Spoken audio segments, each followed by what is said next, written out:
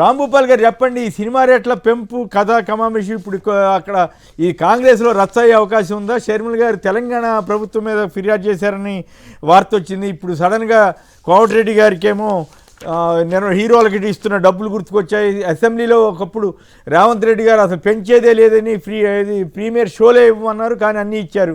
చంద్రబాబు గారు చెప్పంగానే ఇచ్చేశారని వాళ్ళే చెబుతున్నారు. సో కాంగ్రెస్ వారే, మీరేమంటారు ఈ పరిణామం మీద? నమస్కారం మీకు మిత్రుడికి. ఈరోజు అఖండ 2 సినిమా చాలా గ్యాప్ తర్వాత వాయిదాలు పడుతూ చివరికి మొత్తం మీద రిలీజ్ అయింది. ఈ సందర్భంగా అటు తెలంగాణ ప్రభుత్వం కానీ ఇటు ఆంధ్రప్రదేశ్ ప్రభుత్వం కానీ ప్రత్యేకంగా చార్జెస్ ఏవైతే పెంచడానికి అనుమతులు ఇస్తూ జీవోలు కూడా ఇచ్చింది. కానీ అక్కడున్న తెలంగాణ మంత్రి గారు మాత్రం ఇది నాకేమీ తెలియదు అన్నట్టుగా చెప్తున్నాడు. మరి ఆయనకు తెలియకుండా మంత్రివర్గం నిర్ణయించకుండా ముఖ్యమంత్రి ఇచ్చాడా, లేదు షర్మిల గారు చెప్పినట్టు ఇక్కడెవరో ఫోర్స్ చేస్తే అక్కడ ముఖ్యమంత్రి ఇచ్చినాడో మనకు తెలియదు. కానీ ఇక్కడ ఆసక్తికరమైన విషయం ఏంటంటే, కాంగ్రెస్ పార్టీ రాష్ట్ర అధ్యక్షురాలుగా ఏపీకి ఉన్నటువంటి షర్మిల గారు తెలంగాణ రాష్ట్ర ప్రభుత్వం కాంగ్రెస్ ప్రభుత్వాన్ని ఇక్కడ చంద్రబాబు నాయుడు గారు చెప్పడం వల్ల ఈ రకమైన నిర్ణయం తీసుకున్నారు అనడం మాత్రం చాలా ఆసక్తికరం. నిజంగా అఖండ 2కే కాదు, అంతకుముందు పవన్ కళ్యాణ్ గారి సినిమాకు కూడా ఇట్లాంటి రేట్లు పెంచుకునే సదుపాయాన్ని కల్పించినారు. ఇక్కడ రేట్లు పెంచడం అనేది కొద్దిమంది హీరోలకు అయితే ఒక్క విషయం ఏంటంటే, వీళ్ళు నమస్తే తెలంగాణలో షర్మిల ఇష్యూ వచ్చింది తెలిసింది అని రాశారు. మరి అది కరెక్టో కాదో మనకు తెలియదు, కానీ పత్రికలో వచ్చింది కాబట్టి ప్రస్తావిస్తున్నాం అన్నమాట. షర్మిల గారు చేశారు, ఆమె లెటర్ పెట్టిందా లేదా తర్వాత విషయం బయట రావచ్చు. కానీ ఒక విషయం మాత్రం, రేట్లు పెంచుతున్న విషయం మాత్రం ప్రేక్షకుల మీద భారం.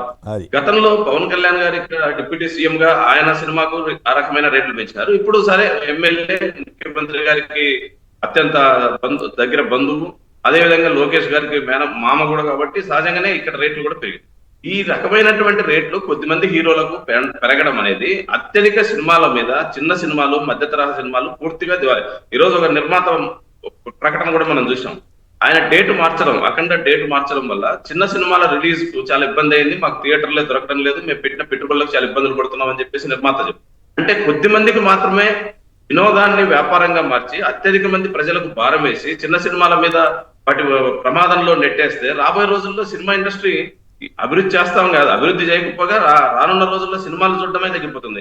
ఈ క్రమంలో నుంచే ఐబొమ్మ రవి లాంటి వాళ్ళు ముందుకు వస్తారు. ఎందుకంటే ఇంత భారంగా సినిమాలు పెట్టి చూడలేరు కాబట్టి సహజంగానే ఇట్లాంటి వైరస్లు వాటిని తీస్తున్న ఎవరు తీస్తారు, ఏ రకంగా తీస్తారో అదంతా సంబంధం లేదు. ప్రేక్షకుడికి సినిమా కావాలంటే రేట్లు పెట్టి కొనలేము కాబట్టి ఆటోమేటిక్ గా పైరసీ వీడియోస్ చూసే ధోరణి పెరుగుతుంది. నిజంగా ఏ సినిమా ఏ నటుడితో అంత సంబంధం లేదు, ప్రేక్షకులను దృష్టిలో పెట్టుకొని సినిమాల రేట్లు నిర్ణయించడం అనేది జరగాలి.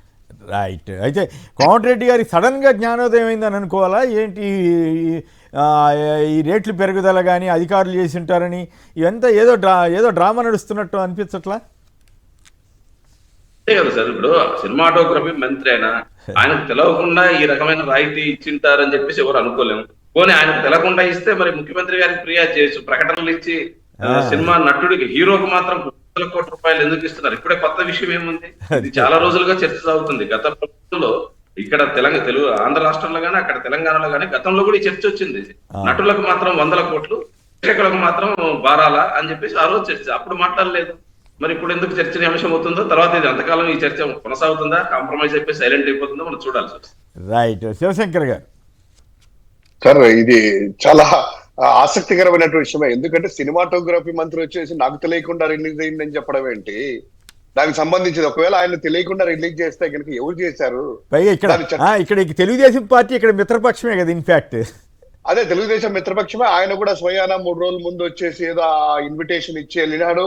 కోమటిరెడ్డి గారు ఇక్కడికి వచ్చేసి as a representative of Telangana government గా ఇప్పుడు అక్కడికి వెళ్ళిన తర్వాత ఈ హైకోర్టులో ఆడ దుమారం లేగడంతో మొత్తం అంతా ఇట్లా మీరు అన్నట్టు ఆ షర్మిల వార్త నిజమో కాదో తెలియదు. ఆ వచ్చినటువంటి రూమర్స్ ప్రకారము ఖచ్చితంగా ఇందులో అనుమానం లేదు. షర్మిలమ్మ పేరుతో ఒకటి ప్రకటన వచ్చి ఉండొచ్చేమో కానీ ఇది వాస్తవమే.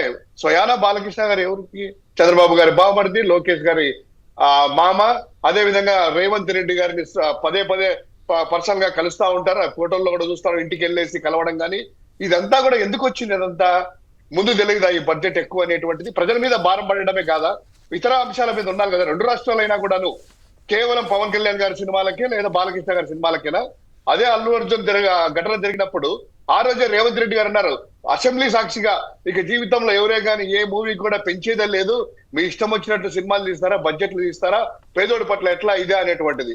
మరి ఏమైందో, మరి ఎవరి ఒత్తిళ్ళు వచ్చినాయో, చంద్రబాబు ఒత్తిళ్ళా, లోకేష్ ఒత్తిళ్ళా, తుస్సు అనిపోయింది. జీవోలు కూడా ఎలా వచ్చింది కూడా సంబంధిత మంత్రి కూడా తెలియదంటే ఇది అసలు అడ్మినిస్ట్రేషన్ అక్కడ ఉందా, లేకపోతే ఇలా ఒత్తిళ్ళు అలా ప్రభావం ఉన్నాయా, లేదా ఏమన్నా చేతులు మారాయా, లేకపోతే గనక ఏదన్నా బంధుత్వాలకి బలగాలకి ఏమన్నా తలొగ్గాయి అనేటువంటిది. అల్టిమేట్ గా నడిచి అదే జగన్మోహన్ రెడ్డి గారి హయాంలో నడిచింటే గనక ఇక్కడంతా కూడా ఇదంతా అబ్బో ఎల్లో పత్రికల నుంచి ప్రపంచ వ్యాప్తంగా మొత్తం అంతా కూడా ట్రంప్ దింపేసేసి మోదీ గారిని దింపేసినటువంటి సీన్ అయ్యేది. ఏదైనా కూడాను పేదోడి మీద బడ్డను కాకుండా సినిమా ఇండస్ట్రీ బతకాలి, పేదోడు చూడాలి, వినోదం లాగా ఉండేది అనేది జగన్మోహన్ రెడ్డి గారి హయాం నుంచి వచ్చినటువంటిది. మా హయాంలో అలా కాదు, అలా చేస్తే సినిమా వాళ్ళకి వ్యతిరేకత ఇది అనేటువంటిది చూస్తూనే ఉన్నాం. చాలా ఆశ్చర్యంగా లేదా సార్ ఇదంతా? రైట్.